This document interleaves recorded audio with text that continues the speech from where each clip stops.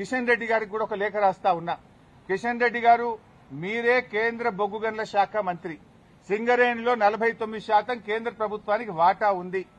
సింగరేణిలో జరిగిన అవినీతి కుంభకోణాల గురించి నిన్న మీడియా సాక్షిగా బయటపెట్టినా. ఈ రోజు నీకు కూడా లెటర్ రాస్తా ఉన్నా.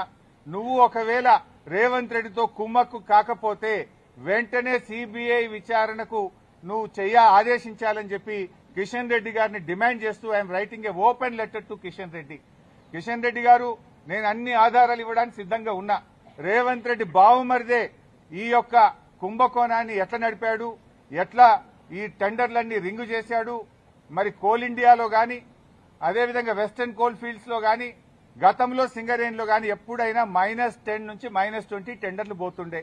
ఈ సైట్ విజిట్ సర్టిఫికేట్ పెట్టిన తర్వాత మరి ఎవరెవరు టెండర్లు వేస్తున్నారో తెలిసి రేవంత్ రెడ్డి బావుమరిది ఆ కాంట్రాక్టర్లను బెదిరించి వాళ్ళు ఏ రకంగా ప్లస్ టెండర్లు ఆయన పొందిండు టెండరు, ఆయన ఎవరనుకుంటే వాళ్ళకి టెండర్ వస్తుంది, ఎవరనుకుంటే వాళ్ళకి సైట్ విజిట్ సర్టిఫికేట్ వస్తుంది.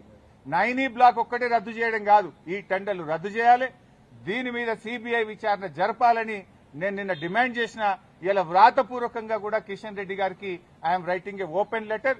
దీని మీద వెంటనే బీజేపీ స్పందించాలని, నిజానిజాలు బయటకు తీయాలని, ఈ దొంగల్ని అరెస్ట్ చేయాలని, ఈ అవినీతి సొమ్మును కక్కించాలని, ఈ రాష్ట్రానికి సింగరేణి కార్మికులకు జరుగుతున్న నష్టాన్ని మరి బయటకు తీయాలని చెప్పి మేము డిమాండ్ చేస్తా ఉన్నాం.